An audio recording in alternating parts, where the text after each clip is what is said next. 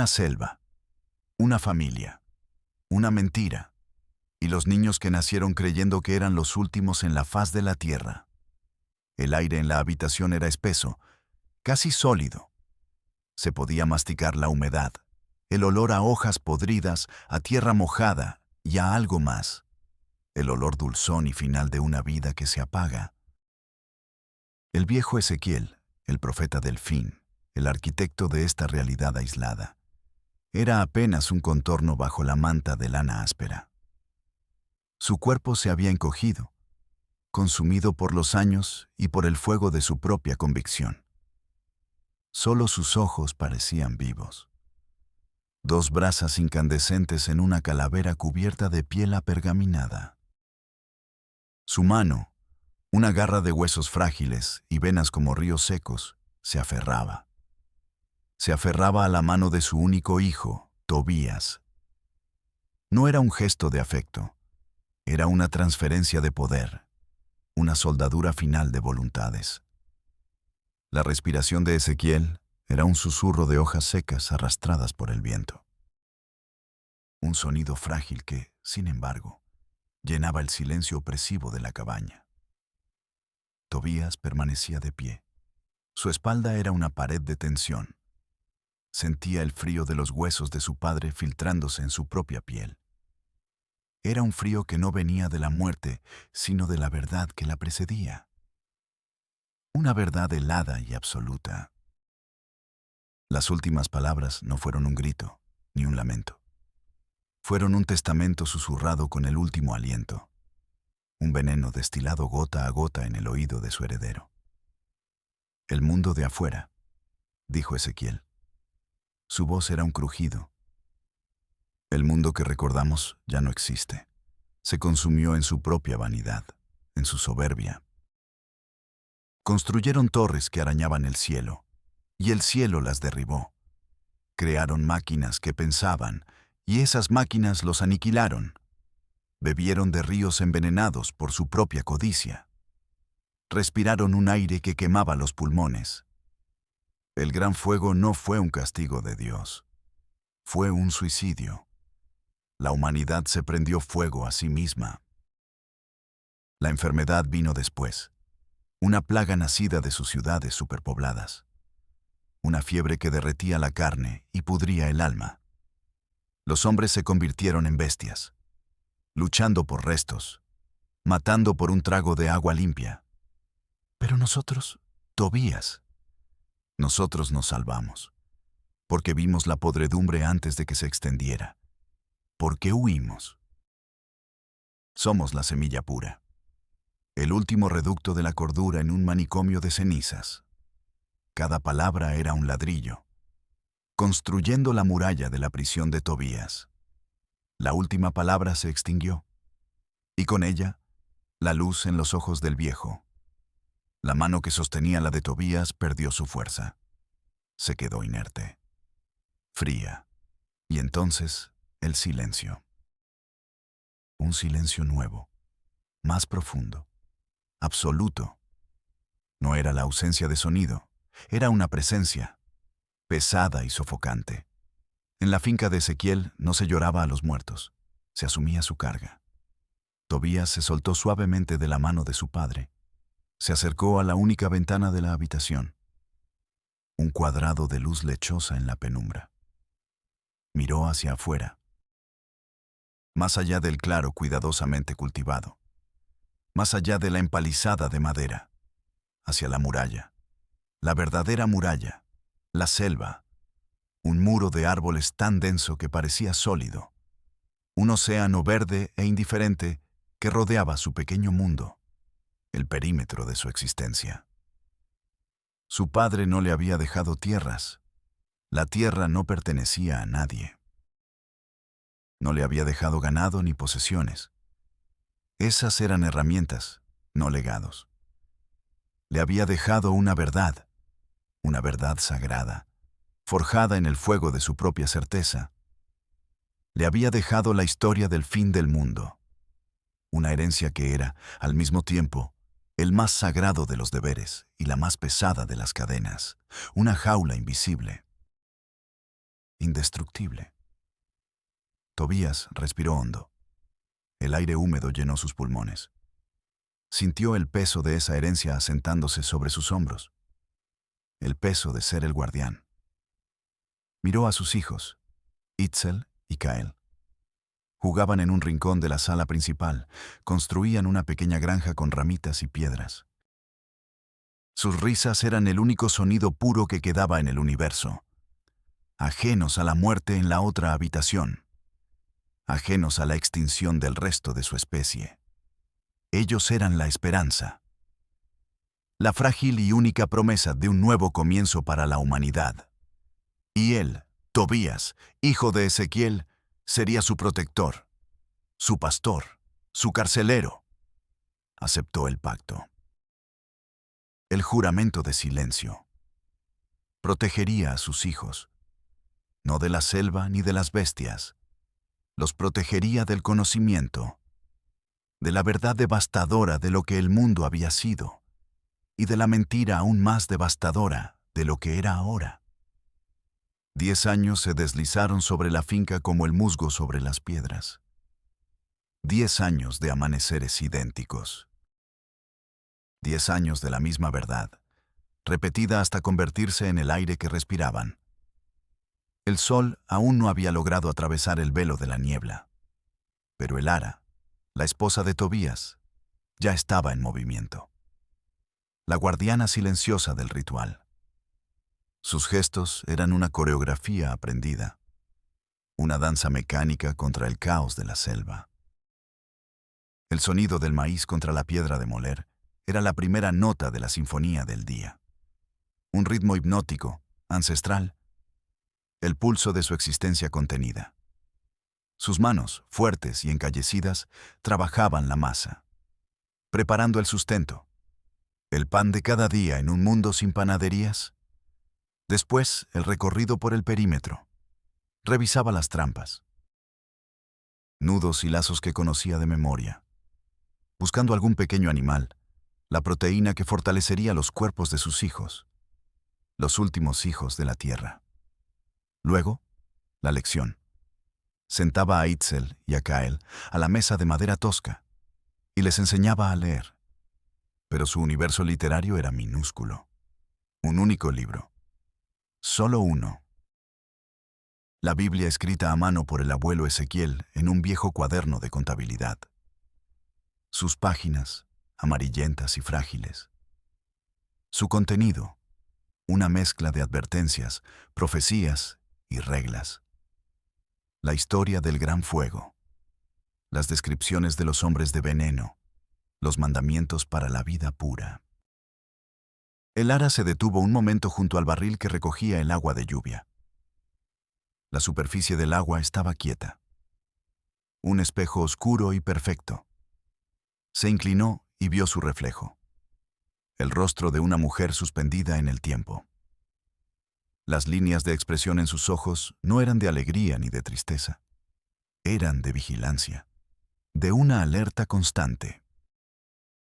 Sus ojos no estaban apagados por la rutina. Number. Estaban afilados.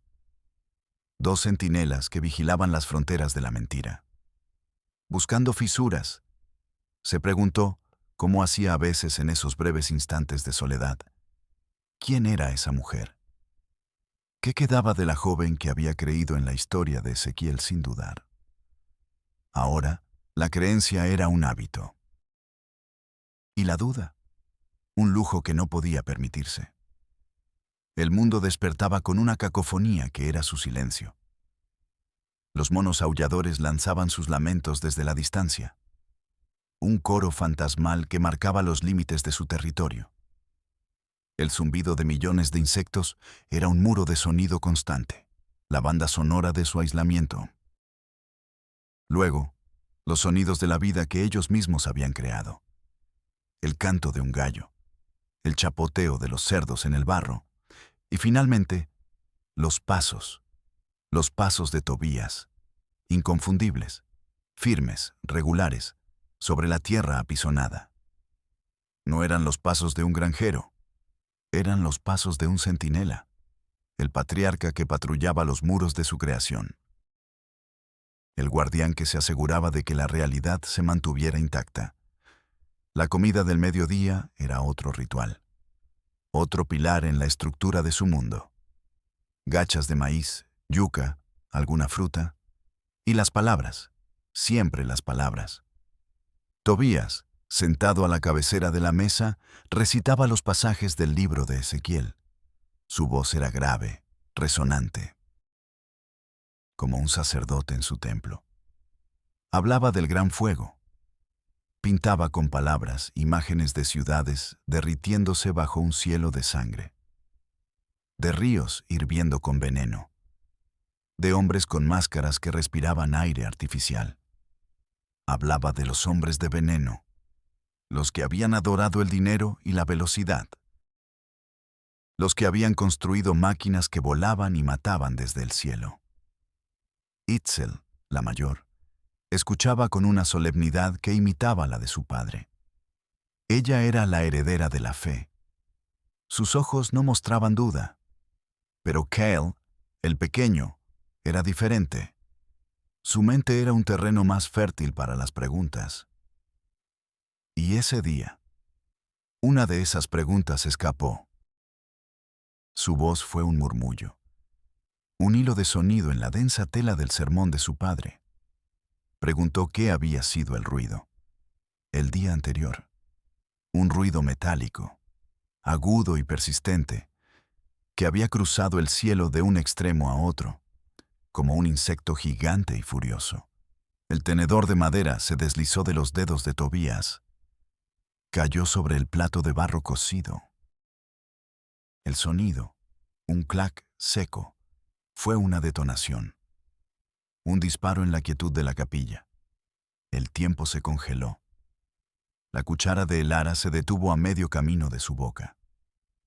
Itzel miró a su hermano pequeño con los ojos abiertos por el pánico. Había roto la regla más importante. No preguntar por los sonidos del cielo. No preguntar por las luces extrañas en la noche. No preguntar por nada que no estuviera en el libro de Ezequiel. Era la pregunta prohibida. Elara reaccionó con la velocidad de un animal protegiendo a su cría. Su mano se disparó bajo la mesa y agarró la de Kyle, con una fuerza que era una reprimenda y una protección al mismo tiempo. Un ancla que lo devolvía a la seguridad de la ignorancia. En ese instante de silencio absoluto, Elara sintió el peso. El peso físico de la cúpula de cristal que habían construido sobre sus hijos. Una cúpula de mentiras. Sintió su curvatura invisible, la forma en que distorsionaba la luz de las estrellas. Sintió la falta de aire, la atmósfera viciada de una verdad única y repetida. La habían construido para protegerlos de un mundo exterior que, según les habían contado, era un infierno. Pero, ¿y si la cúpula misma se estaba convirtiendo en la prisión? ¿Y si los protegían de una verdad que ni ella misma conocía? Un escalofrío recorrió su espalda. Un miedo diferente al que le había enseñado Ezequiel.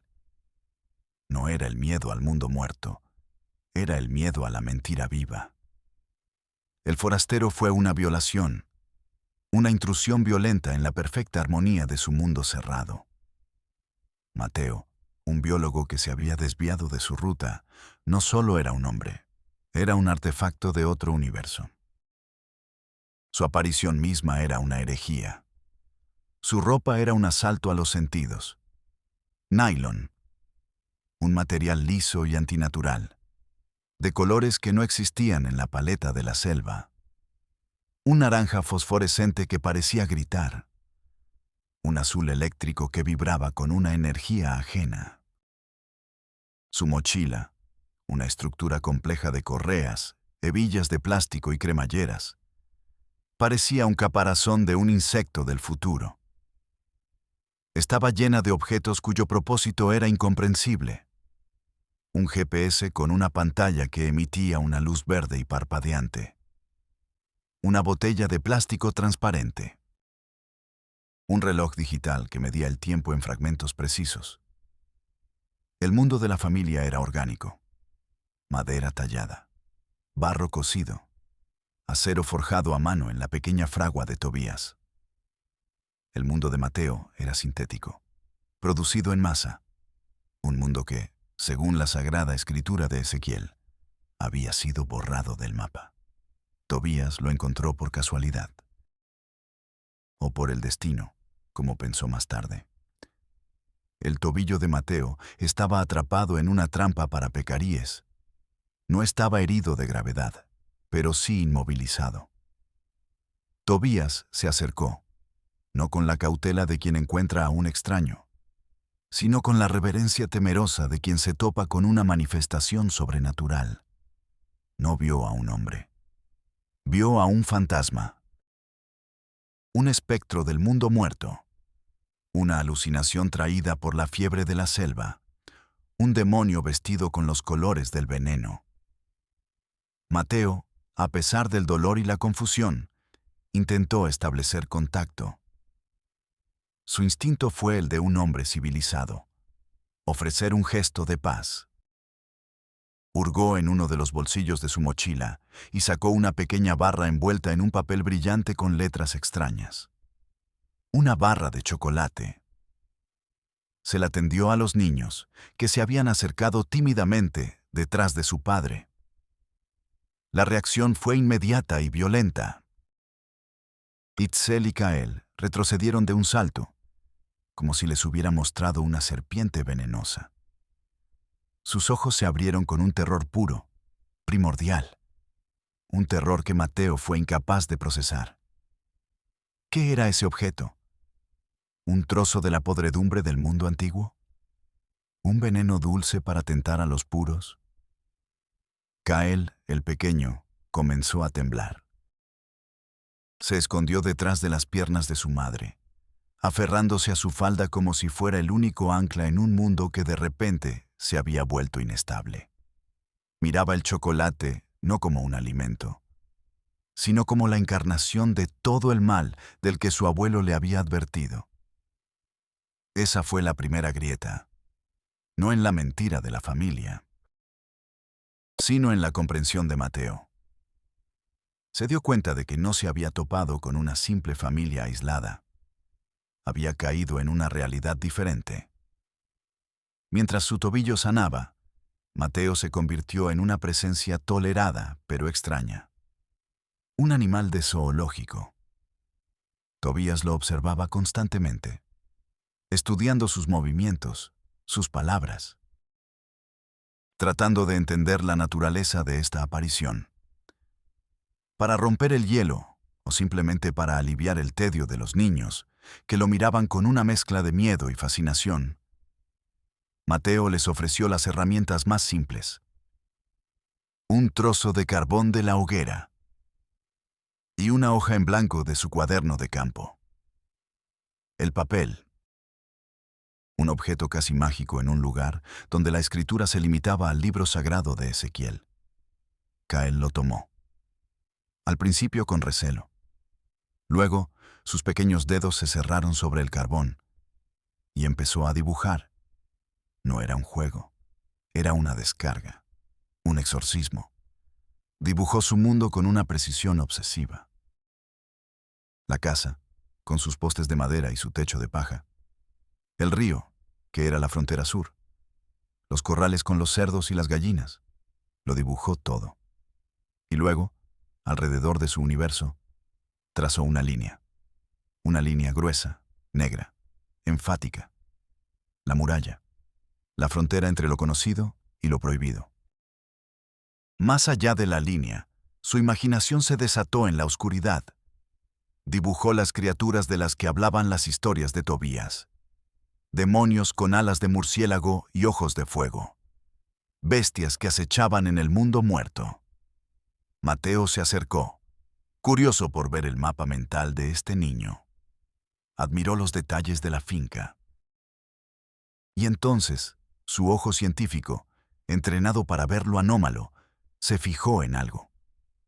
Un pequeño detalle, casi invisible, en la esquina superior derecha del papel, fuera de la línea negra, en pleno territorio de los demonios. Una pequeña cruz con 2 líneas rectas a cada lado. Alas. Un avión. El insecto metálico. El secreto inconfesable de Kael.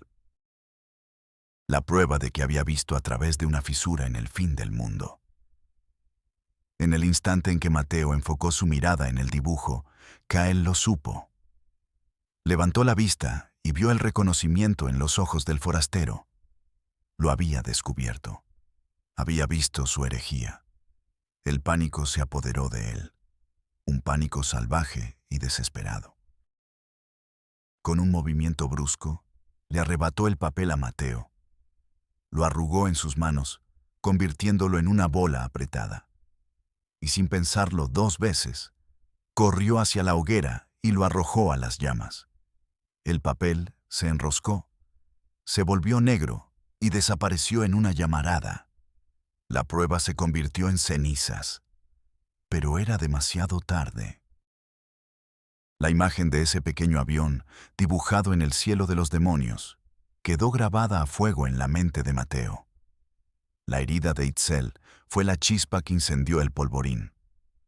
Una simple caída. Una rama podrida que cedió bajo su peso.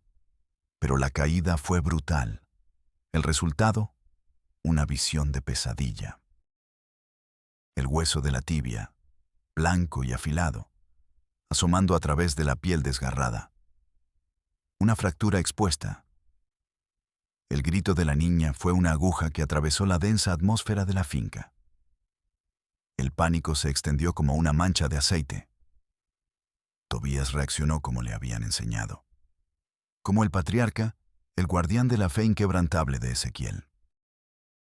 Declaró que era una prueba enviada por la tierra pura para medir su devoción. La tierra, dijo con voz solemne, la sanaría. La tierra no estaba contaminada por el metal y el veneno del mundo antiguo. Se arrodilló junto a su hija y comenzó el ritual. Preparó emplastos con hierbas machacadas y barro. Mientras sus manos trabajaban, su boca recitaba las oraciones del libro de Ezequiel. Palabras que prometían protección divina a la última y pura semilla de la humanidad. Pero la tierra pura guardaba silencio. O peor. La fiebre comenzó a subir.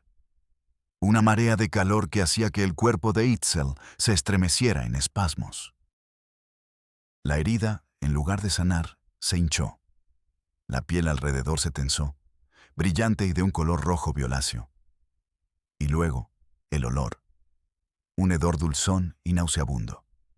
El inconfundible perfume de la carne pudriéndose. El olor de la gangrena.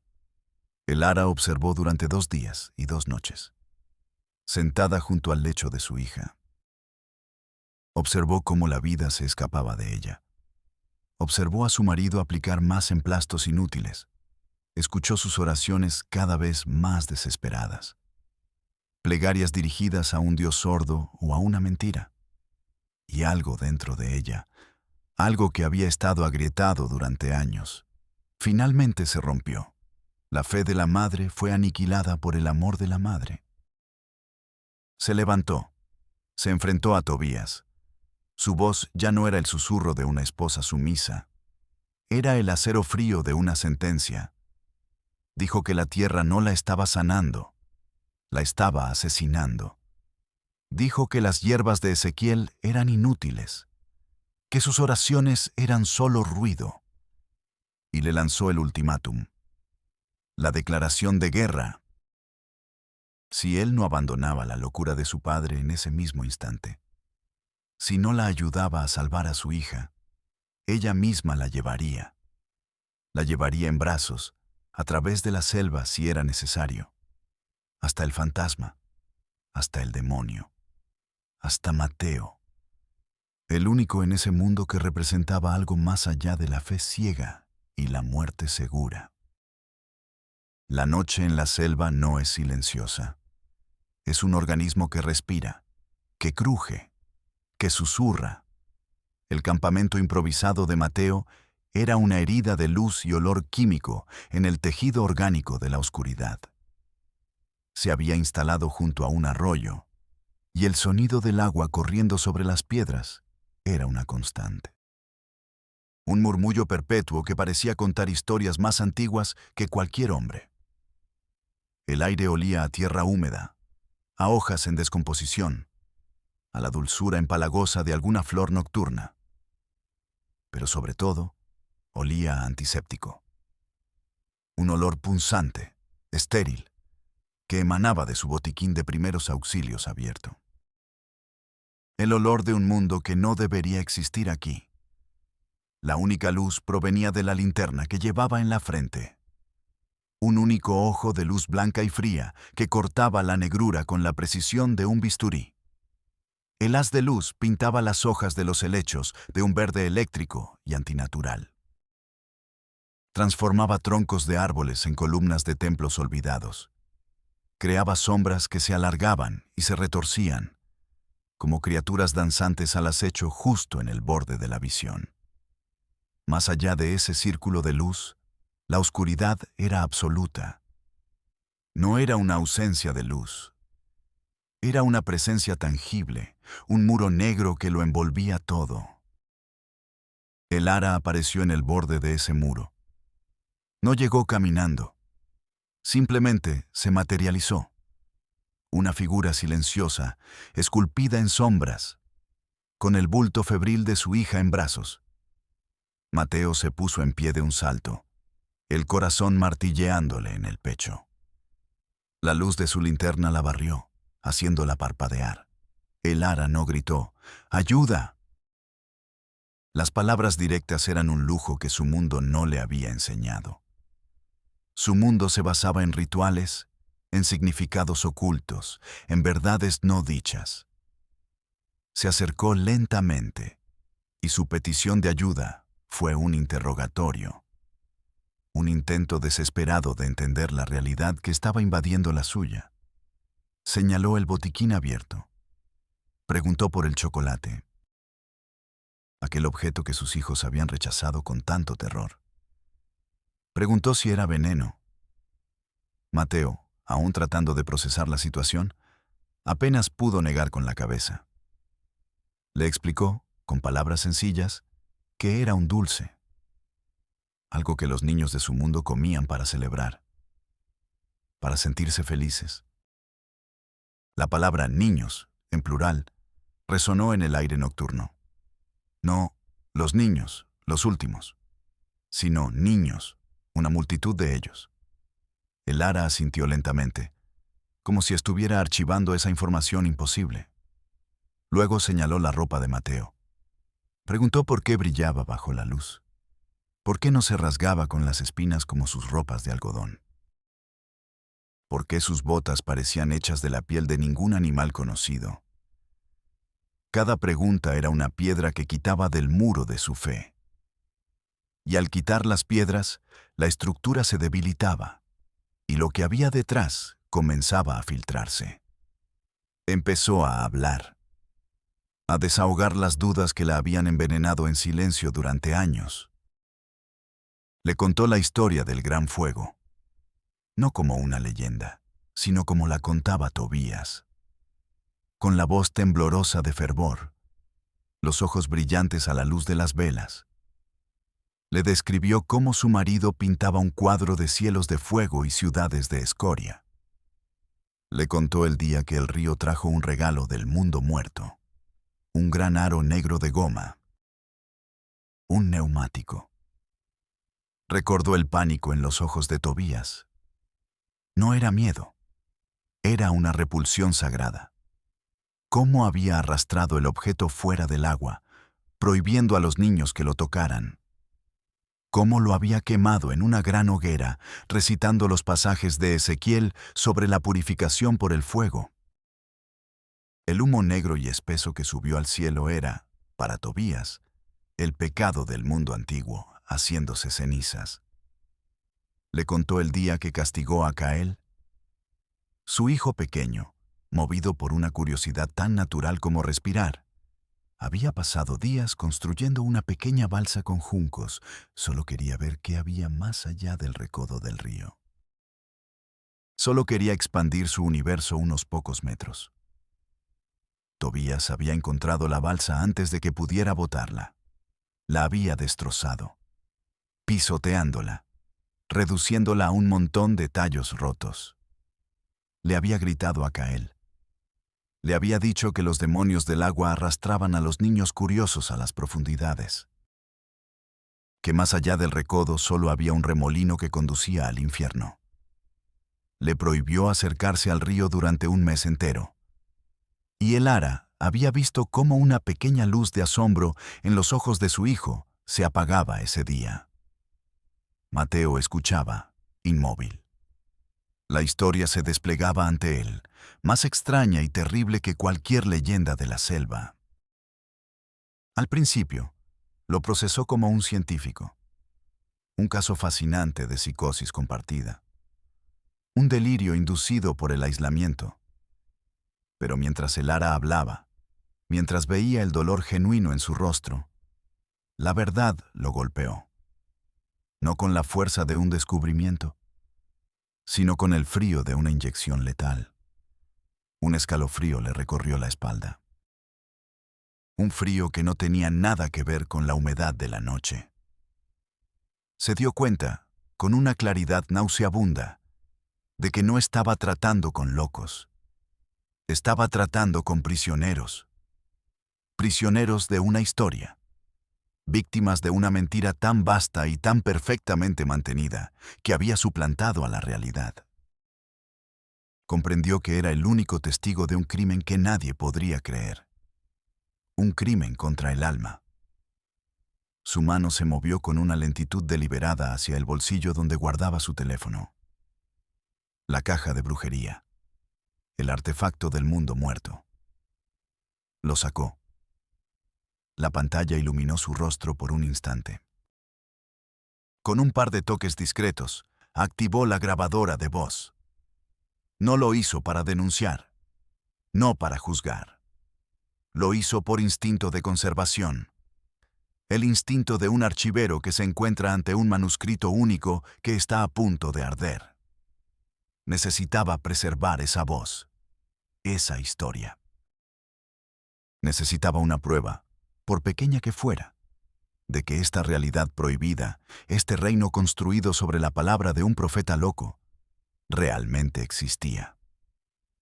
El Ara regresó a la cabaña justo cuando el cielo comenzaba a teñirse de un gris pálido. Itzel dormía en sus brazos. Un sueño profundo, casi comatoso. Su pierna, ahora limpia, entablillada y vendada con la gasa blanca y estéril de Mateo, parecía un objeto extraño, una reliquia de otro mundo. Tobías la esperaba. No había dormido. Estaba sentado a la mesa, en la penumbra. Frente a él, abierto sobre la madera, estaba el libro de Ezequiel, la fuente de toda su verdad. La luz de una única vela de sebo parpadeaba, proyectando su sombra en la pared de adobe. Una sombra gigantesca, distorsionada. La sombra de un guardián, la sombra de un carcelero. El Ara entró y el olor del antiséptico entró con ella. Un olor que era una acusación. Tobías levantó la vista del libro. Sus ojos, hundidos por la falta de sueño, la escrutaron. No preguntó. Esperó. Y el Ara habló. Su rebelión no fue un grito. Fue un susurro. Un veneno administrado en voz baja. Le dijo que el mundo no había muerto. Que el ruido en el cielo eran máquinas voladoras, como la que Kael había dibujado en secreto, sin deshacer. Que el chocolate no era veneno, sino un regalo para los niños. Y que la herencia de su padre, esa verdad sagrada que él protegía con tanto celo, no era una verdad, era una jaula invisible construida con palabras, y que sus hijos no eran la última semilla de la humanidad, eran los primeros prisioneros de una nueva era de oscuridad. Tobías la escuchó sin mover un solo músculo. Su rostro era una máscara tallada en piedra. Cuando el veneno de las palabras de Elara se agotó, él respondió. Su voz no era la de un tirano enfurecido.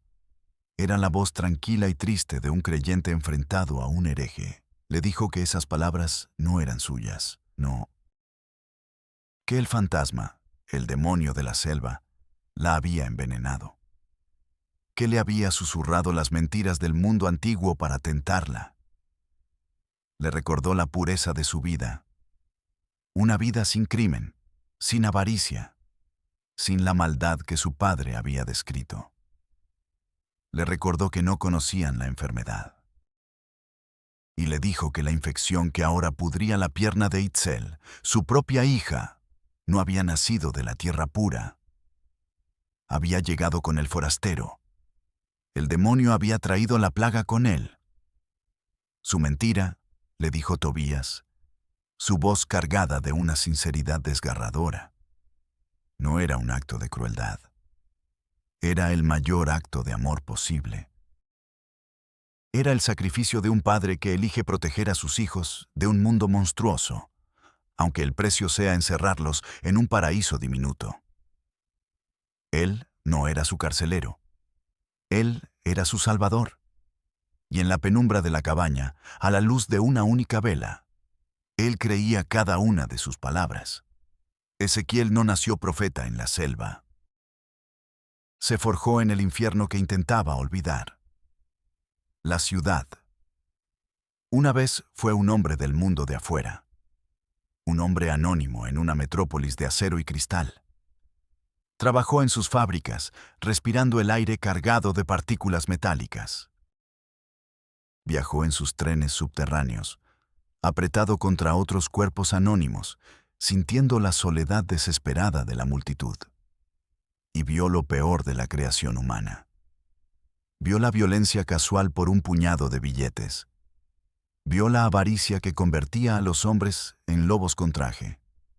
Vio la enfermedad del alma, la apatía, el egoísmo, la desconexión total del vecino, de la tierra, de uno mismo.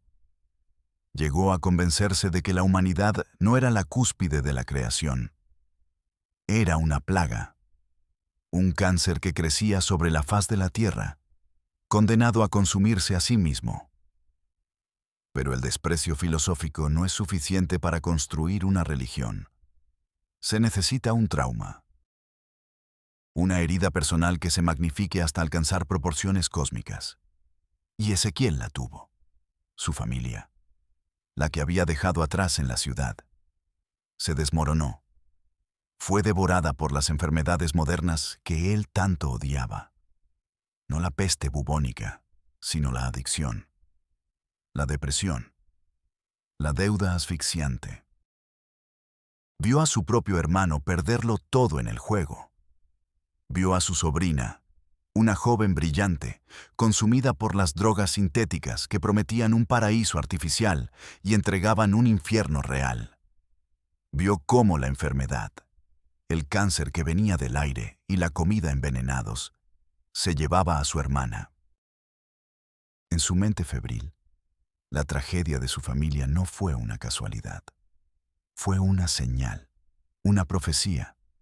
El mundo entero estaba enfermo. La podredumbre estaba en sus cimientos, y el único acto de piedad, el único acto de amor verdadero, era la amputación radical. Así nació su único y terrible mandamiento. La filosofía que grabó en su Biblia personal y en el alma de su hijo. Para salvar el fruto, hay que arrancarlo del árbol podrido. Se llevó a Tobías, que entonces era solo un niño, y se adentró en la selva, buscando un lugar no contaminado, un útero donde pudiera gestar una nueva humanidad. Declaró que eran la última semilla, el único germen de pureza en un planeta que se había convertido en un campo de podredumbre. Fuera de esta tierra, escribió en la última página de su libro, solo hay muerte y pecado. Y su hijo, el único discípulo, le creyó. La confrontación final no fue en la oscuridad de la noche, sino bajo la luz cruda del mediodía. La sala principal de la casa se convirtió en un escenario. Un tribunal donde dos realidades opuestas se enfrentarían a muerte. Mateo contra Tobías. Con Elara y los niños como un jurado silencioso y aterrorizado. Mateo sabía que las palabras ya no servían. La grabación de la voz de Elara sería desestimada como el delirio de una mujer envenenada. Necesitaba una prueba visual, irrefutable. Encendió su teléfono. El objeto de brujería brilló con una luz sobrenatural en la penumbra de la cabaña. Tobías retrocedió un paso, como si el aparato irradiara un calor maligno. Mateo no le mostró mapas ni textos. Le mostró una imagen, una fotografía de su propia familia. Su esposa y sus dos hijos pequeños, sonriendo, en un parque, con un cielo azul brillante sobre ellos y otros niños jugando en los columpios al fondo. Una escena de una normalidad imposible. Tobías la miró fijamente. Luego le mostró un vídeo. No había fuego. No había ciudades en ruinas. Había una ciudad viva, bulliciosa. Ríos de coches de metal brillante moviéndose por calles de asfalto. Gente, miles de personas, caminando, hablando por teléfono, riendo, entrando y saliendo de tiendas. Rascacielos que se erigían orgullosos, sus ventanas reflejando el sol. La reacción de Tobías fue una explosión de negación. Un rechazo violento y visceral de la evidencia de sus propios ojos. Gritó que era brujería, un engaño del diablo. Dijo que eran imágenes del mundo antes del gran fuego. Fantasmas atrapados en esa caja de cristal por la magia negra del forastero. Eran trucos, tentaciones enviadas por el mal para hacerles dudar de su pureza, para arrastrarlos de vuelta al pecado y la podredumbre. Su lógica era una fortaleza circular, inexpugnable. Cualquier prueba en contra de su verdad era, por definición, una mentira del diablo. Y entonces, al ver que la razón era inútil, que la mente de Tobías era una cerradura oxidada para la que no tenía llave, Tobías le hizo a Mateo una última oferta. Una elección final entre dos realidades. No le ofreció oro ni riquezas. Esos eran los ídolos del mundo muerto.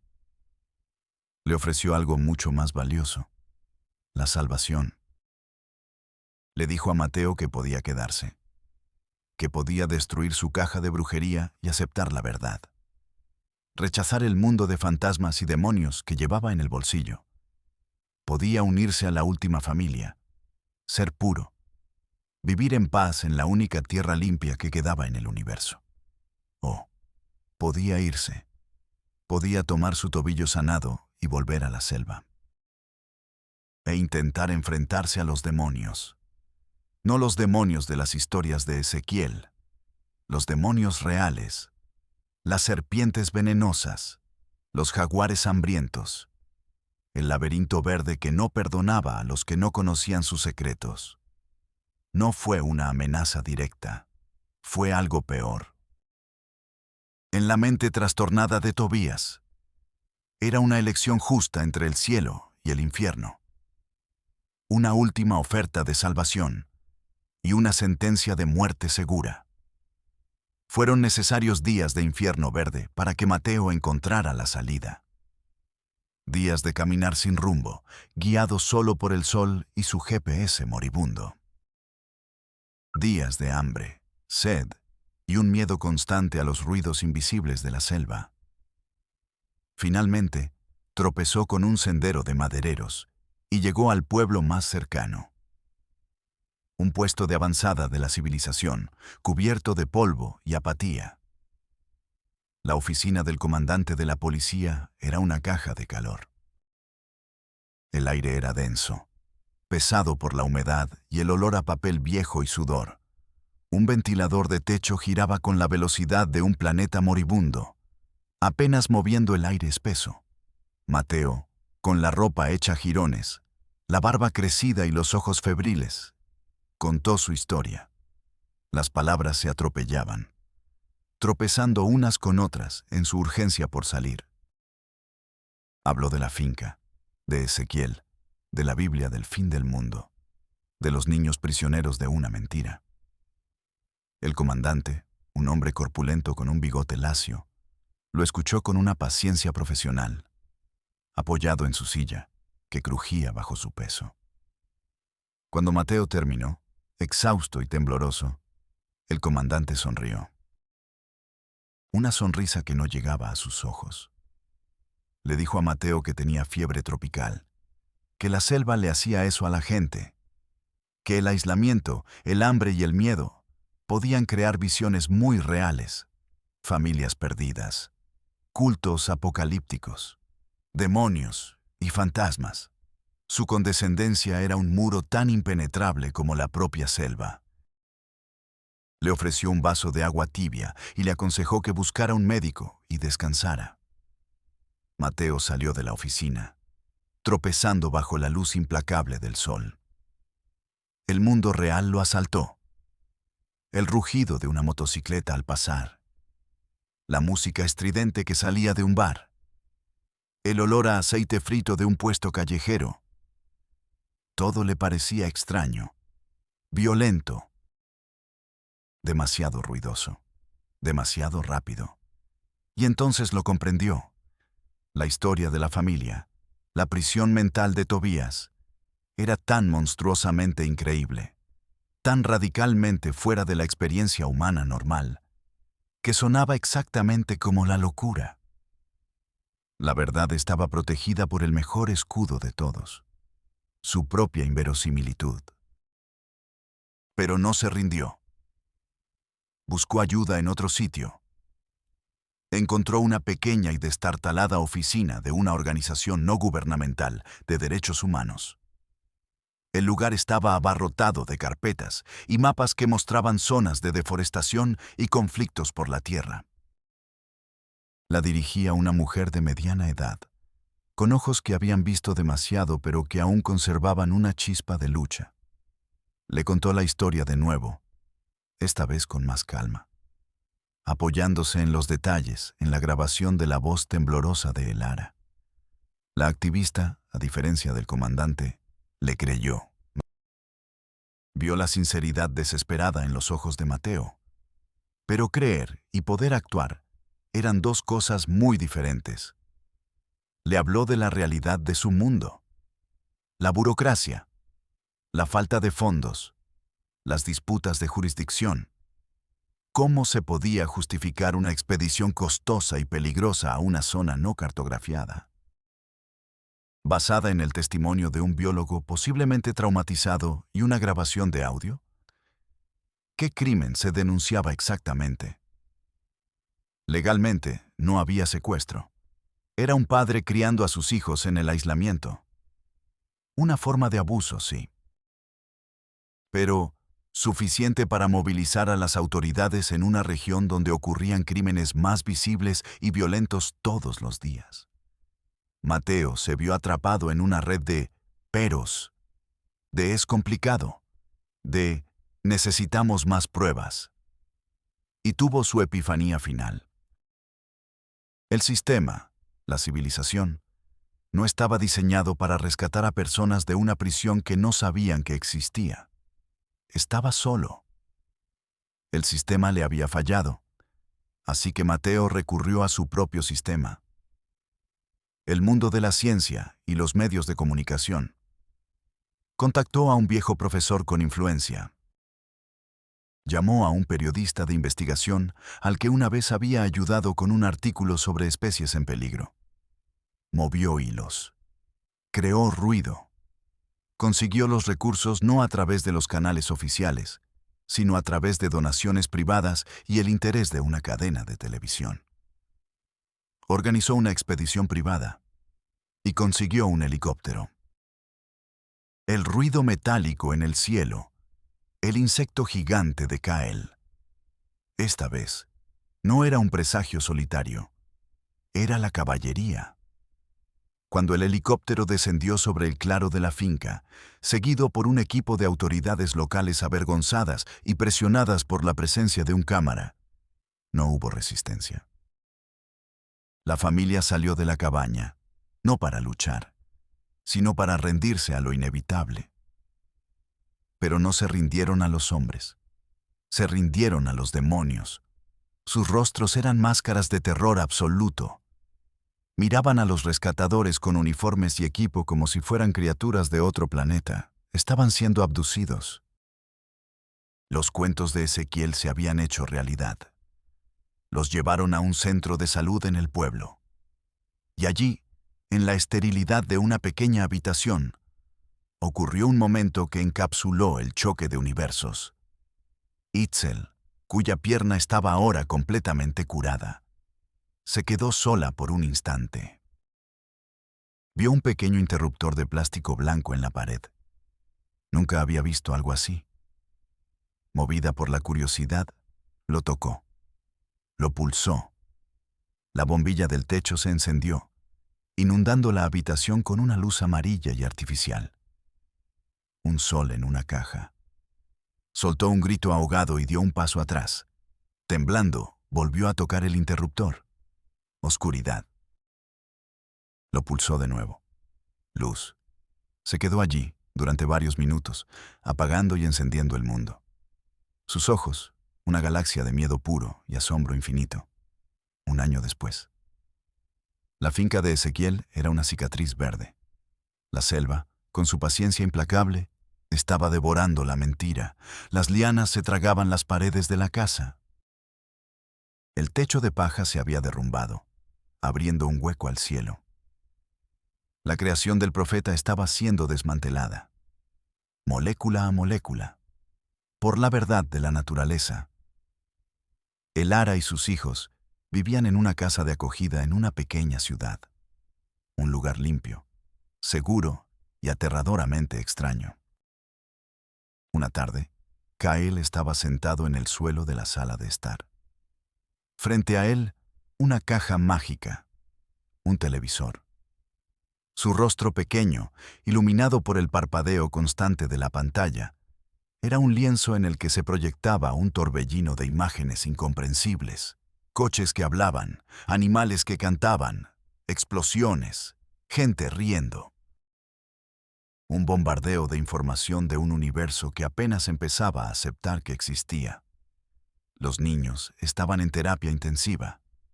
Cada día era una lección, una deconstrucción de su realidad, aprendiendo que el mundo no se había acabado, que las ciudades no eran tumbas de ceniza, que no estaban solos, que la humanidad era una familia de miles de millones de extraños, aprendiendo a desconfiar de la única voz que les había dado seguridad. La imagen final. Kael está en una biblioteca, un templo silencioso lleno de más libros de los que podría contar en toda su vida.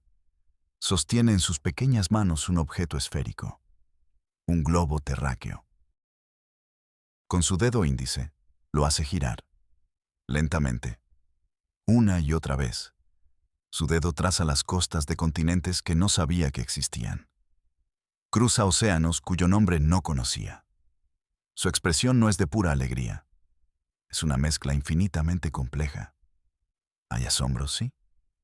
Una maravilla sin límites.